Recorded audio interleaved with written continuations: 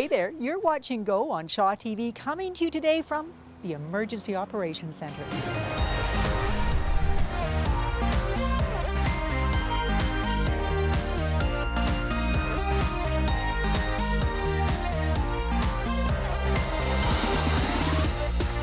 Well, hello there. You are watching Go on Shaw TV, and we are here at the Emergency Operations Center, right here in Port Alberni.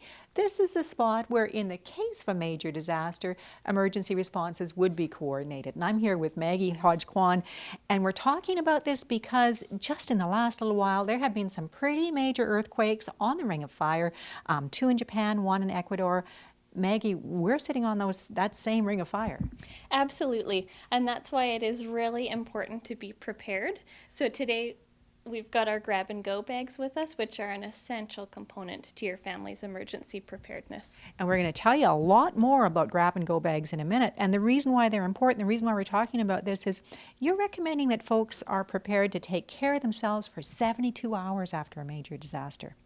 Absolutely. So that's the provincial recommendation, noting that depending on the kind of disaster, folks may have to be self-sufficient, and so that includes having the proper food, medical supplies, clothing, first aid, etc. to get you through those critical hours. Okay, but what about the fire department? What about all the emergency coordinating people here in the building? Aren't they going to come and rescue me right away?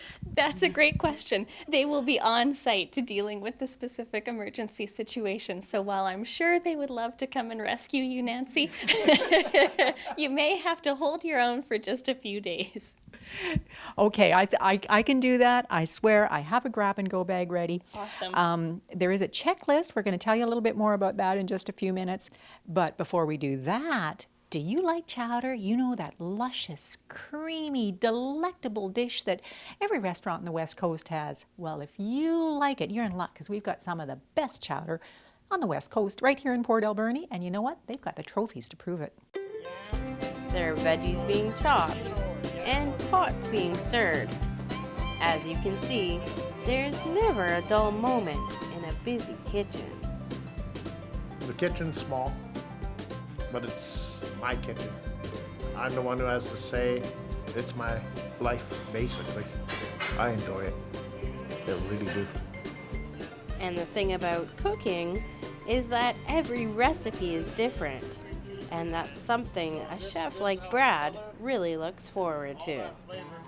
There's so many different things you can do, so many different flavor profiles you can add to it. It's endless. It's just mind-boggling. It only takes a tablespoon of something to switch it, change that flavor profile. Brad's been cooking since he was 14 years old. He now owns his own restaurant, and in the kitchen, he's the boss. There's nothing really out of the ordinary here.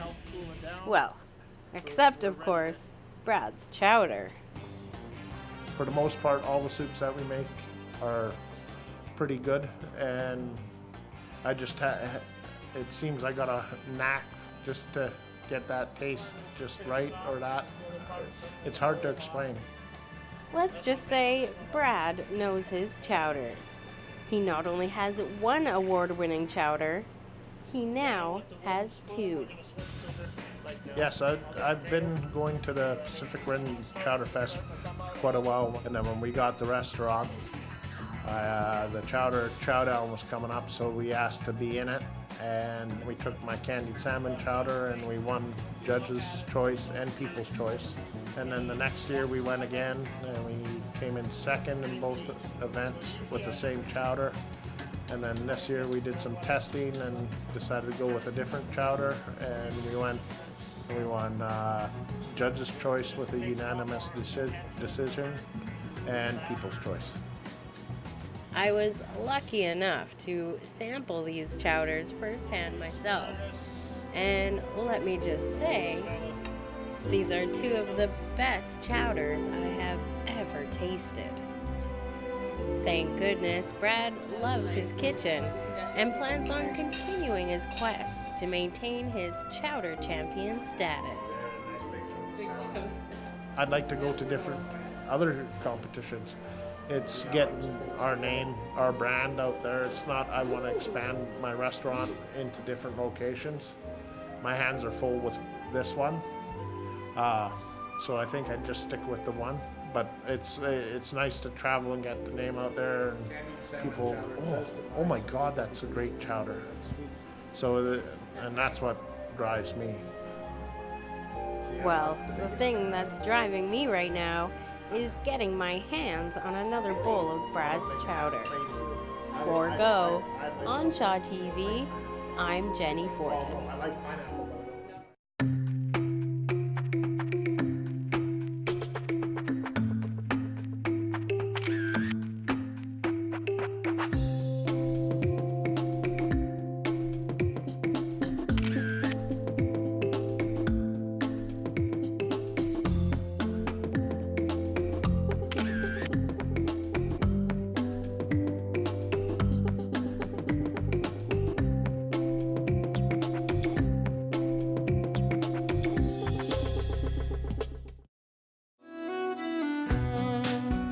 Jillian Trumper has had many titles in her life. Mayor of Port Alberni, MLA, coroner, even Freeman of the city. But long before that, long before her volunteer involvement in pretty much every aspect of her community's life, she was a young nursing student, a student who met Michael Trumper for the very first time. He was a medical student at Westminster Hospital in London, and I started my nursing as a student there, so. Their paths seemed destined to cross. And in 1959, when Dr. Trumper moved to Canada, well, Jillian made the move as well, the two of them eventually settling on Vancouver Island in the Alberni Valley. You would probably see him as the old-style general practitioner who liked to deliver his own babies, and so that's why we came here, because he was able to do that sort of practice, which was important to him. So but I still have people come up and say, you know, he was my doctor and I miss him. The man his patients miss is the same one that Jillian and their 4 children miss, a patient-loving father and husband. But that was all to change in 1983 when Michael was diagnosed with Parkinson's, a disease that can have many complications. He had dementia, which is possibly a small percentage Parkinson's people get. And that was a complete change in an individual. He was a very easygoing, gentle, quiet person, and he had a 180 degree. It was tough. It was really tough. Tough on Michael, tough on his family. And for Jillian, who had worked in healthcare for most of her life, knowing what the diagnosis meant didn't make it any easier. It's really hard. I mean, it's very easy to deal with someone else who's in trouble or, distressed or whatever. When it's your own family, it's a little different. If you're the caregiver, I mean, you do it. I mean, as far as I'm concerned, that was my role. Michael reached the end of his life in November of 1997, his dementia having progressed to the point that he no longer recognized those who loved him so well. A family tragedy that strikes thousands every year. It affects 747,000 in the last statistics in Canada. And, it affects a lot of families. It's projected that within 24 years that 1.4 million Canadians would be involved. 1.4 million Canadians. And it's to raise awareness for them that the annual investors group Walk for Alzheimer's is being held in communities across the country. In Port Alberni, the honoree for this year's walk is Jillian Trumper. All the money goes towards not only research, but support groups into helping those families how to deal. Myself, I was affected with my father-in-law, Alec Bernaski, and it took a toll on the family. That's why I'm doing this, because it's so important to get the awareness out there that people understand that if your father's got it, just remember what your mother's going through, and for heaven's sake, they need a helping hand. The 2016 Port Alberni Investors Group Walk for Alzheimer's is being held on May 1st at Bob Daly Stadium. Registration is at 9:30. The walk begins at 10:30. More information and pre-registration is also available online. For Go on Shaw TV, I'm Nancy Wilmot.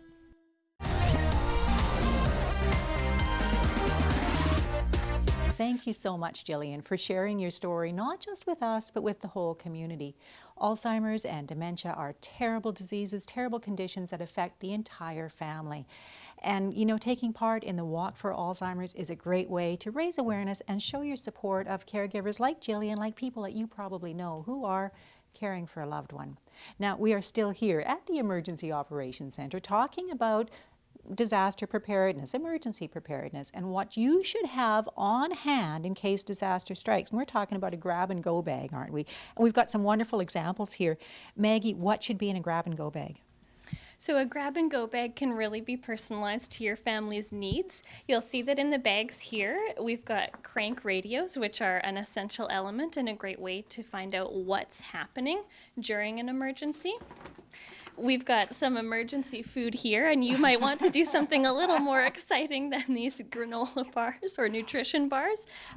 Things like canned fish are great, canned fruit, and when you're doing that, remember also to pack a can opener and a way to eat them as well. Okay, so before the cameras went on, Maggie, you were telling me how many calories are in these little food rations? There's 15,000 per package, so this is a very economical use of space in your bag. Unbelievable. Boy, that would take a lot of cans of peaches. It sure would. We've got a thermal blanket here, which is great depending on what the power is like during an emergency. That's a skinny blanket too. That doesn't take up much room. That is, it doesn't take up much room. We've got a little survival kit here with candles, cords, glow sticks, those sorts of things. And both Holy kits cow. have an emergency first aid kit in them as well. Wow. Now, you also talked about personalizing the kits, and I'm guessing that would be things like prescriptions, Yes. dog food, pet food. Yes, absolutely. So do think of your medical needs, and if you can keep an extra 3 to 7 days of your prescriptions or any medication you're taking, that's great. Another great thing is to think of any pets. And then another thought for people with children is things like diapers, formula, and those sorts of essential supplies. Oh, for heaven's sakes, keep the children occupied. That could make a stressful situation more stressful. Now, we're not expecting you to remember this because, of course, we're not digging through the entire bag. But there are grab-and-go bag pamphlets available right here at the Regional District Office and at the City Hall, I believe. Yes, and you can find these online as well, acrd.bc.ca, and it's a really great list of all of the possible things you could include in your kit. And the list is endless, but it is a grab-and-go bag, so you don't want it so big that you need a pickup truck to move it, right? Exactly, yes. The backpack is a nice format because you can throw it on. Something like a large Rubbermaid bin would probably be discouraged because in the event of an emergency or a quick evacuation order, you want something that's really portable. Portable, quick, easy. Absolutely. Maggie, there's so much more to tell people about preparedness, about that first 72 hours. But before we do that, we're going to head over to the Capitol Theatre and find out a little bit about competitive theatre. Live theatre. It depends on a live audience, not just to watch, but to give feedback like applause or laughter, so integral to a good performance. But once a year, Theatre BC members get more than applause. They get professional adjudication when they perform at a regional zone festival. It's exciting because you get the opportunity to get an outsider's perspective on your show, maybe something that you haven't thought about, or, you know, all sorts of learning experiences when you get adjudicated. Exciting, yes, but also just a little bit nerve-wracking, which is why festival plays are chosen and produced even more carefully than usual. Oh, certainly, yes. I mean, we've invested in having somebody come to Port Alberni and workshop this show with us because we want to bring it to the next level. We want it to be as good as it can be. People must have been talking about us. And that means fine-tuning not just the acting, but also the lights, the sound, the costuming, and, well, everything. Because they're instructors themselves, they'll break the play down into its components. The adjudicator will work with the cast and crew of that show and nail down specific parts that they thought that they could maybe work on or do better. Every piece gets so much attention and focus that it all looks good. And maybe that's the key. Adjudicators, directors, actors, stage managers, all working together to make local theatre better. They know that people are community theater. They know that they're volunteers who are giving up their time to be there. So the adjudicators don't beat you down. They're there to educate and help you learn more about stagecraft. Learning and growing and producing the best theatre possible. Someone who will watch over me is this year's festival entry from Portal Players. But before they take the show on the road, it will be performed at the Capitol Theatre for local audiences, an opportunity to see the brightest and the best in local theatre. If they are interested in quality live theatre, that when we really put our best foot forward, it's our festival show. It's a lot of feelings that come out during the show: happy, sad, frustration, and laughs. There's a little bit of everything. It's a great piece. Someone Who Will Watch Over Me will be performed at the Capitol Theatre Fridays and Saturdays between April 29th and May 14th. The North Island Zone Festival is taking place from May 15th to 22nd in Campbell River. For Go on Shaw TV, I'm Nancy Wilmot.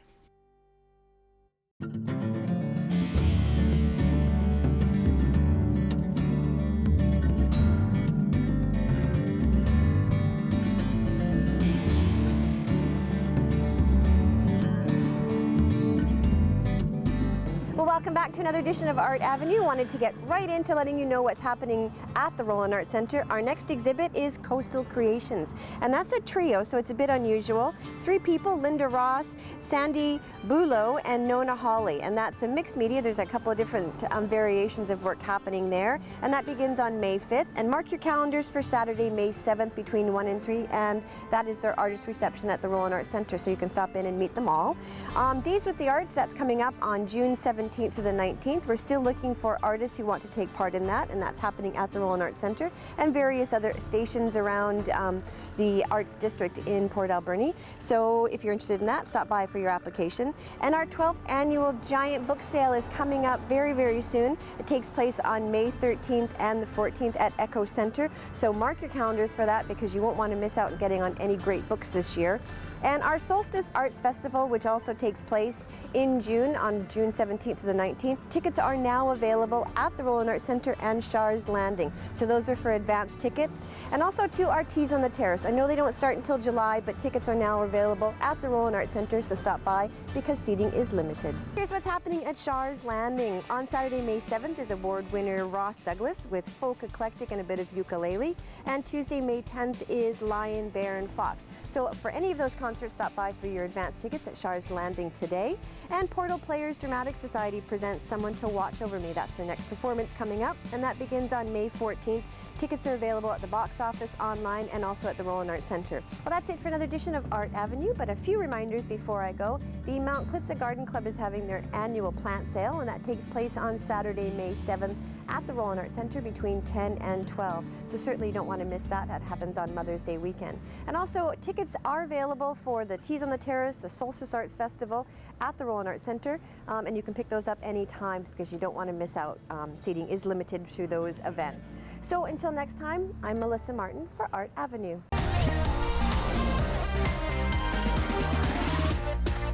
Thank you so much, Melissa. You keep bringing us up to date in everything that's going on in the Valley. Now, I personally am still trying to wrap my head around 15,000 calories. I don't know if this is just pure butter or what, but I'm going to read the list of ingredients when we take a bit of a break. Please stay with us.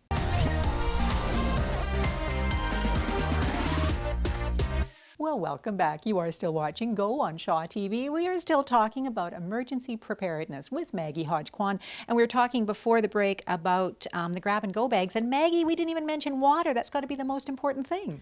Absolutely. So the provincial recommendation is that every member of your household has 4 liters of water per day for 72 hours or 3 days. So roughly 12 liters of water per person. That's a lot. That is a lot of water. Holy cow, you got to grab and go with that? Right, so good question. So some people might choose water purification tablets or a little water purification bottle, which are 2 good options. Otherwise, you might consider leaving some water in your car, by the front door to your house, that sort of thing, so that it's easy to grab. Absolutely. And I remember having this conversation with one of the city's police chiefs, maybe 2 decades ago now. And what he felt was that so many people in Port Alberni have RVs. It's a great place, not necessarily for your first grab-and-go bag, but for your secondary food supply. Absolutely. Yes, great storage spot. And if you are able to get in really quickly and pick that up to go with you, that's a wonderful idea. Now, we've been telling you all about being prepared, about the grab-and-go bags. There's actually an open house where you would have a chance to win a grab-and-go bag. Absolutely. So the ACRD is celebrating its 50th anniversary this year. So next Wednesday, April 27th, we have an open house from 3 until 5 p.m. here at the ACRD office, and we will be giving away one of these grab-and-go kits as well as 4 crank radios. Now, the crank radios are my favorite. I actually have one of these in my grab-and-go bags. If you don't catch the show before Wednesday, I'm so sorry, but you know what? You can still find out all the information you need to know at the Prepared BC website. What is that website? gov.bc.ca/preparedbc. Or I bet you can just Google Prepared BC and find out all the information. Absolutely. Maggie, thank you so much for telling us about it today. Thank you. So important for you to remember this stuff, to actually take some action and get yourself, your family ready, put a plan in place just in case the big one strikes. Now, we are getting close to the end of our show, but before we say goodbye, one of our volunteers, Miranda Fatour, is going to give us the lowdown on sustainable gardening. We're all used to seeing produce on the shelves, but it has to come from somewhere. So instead of shopping at the grocery store, I decided to head outside and see what Port Alberni grows in its own backyard. Among many local farms, I discovered one with some really unique qualities. Healthy Harvest Farm is located on a sizable acreage, operated by the Canadian Mental Health Association and maintained by students, volunteers, and community members. When I stopped by today, they were just as busy as usual, preparing for the spring season. Today we are planting tomatoes, peppers, and eggplants. So we're planting them in little peat pots, and we'll put them on heat mats and then probably get them into the ground in the greenhouse the end of April. Besides providing food, the farm is a place for people to cultivate their green thumbs, make new friends, and just unwind. Some want to learn more about growing, some just enjoy coming out and spending time here. But if you're looking for ideas on how to grow at home, Anna and Charles have some tips on how to start. You can have a little balcony and you can grow vertically and be amazed at how much you can produce in a very small space. You can have pots on the balcony to grow some at home. There's also a community garden on 4th and Napier. It's the Young Professional Community Garden. And there's a waiting list for people getting beds there, so that would be a possibility. And then they can come out and volunteer here and have some produce to take home with you as well. And with Port Alberni's mild climate year-round, the possibilities are endless. Kale's really easy to grow. Chard's really easy to grow. A couple tomatoes in pots. However, no matter how big or small your garden is, there's one thing everybody should practice. Consume less. That would be the biggest thing, is you need to start really looking at, do you really need all this stuff? Or, put your energy into something that's productive. And Healthy Harvest practices what it preaches. Everything produced is either consumed or reused, making next year's crops all the better.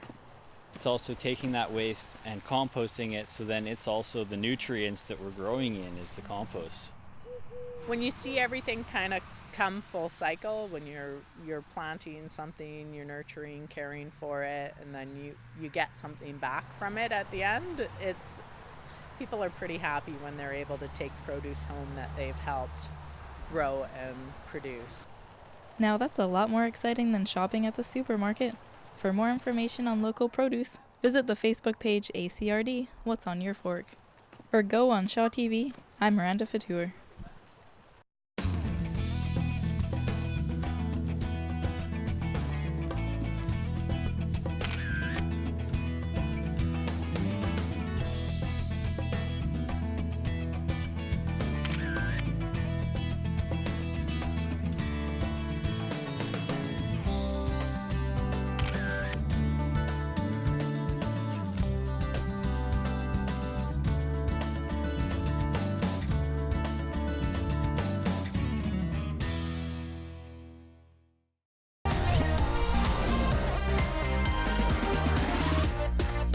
Well, that does bring us to the end of another Go on Shaw TV, our preparedness edition. Make sure you do take the time to put together a grab-and-go bag. You can stop by the regional district, pick up their pamphlet, or find it online, and Google Prepared BC to find out all the information you need to know. Until we meet again, stay safe.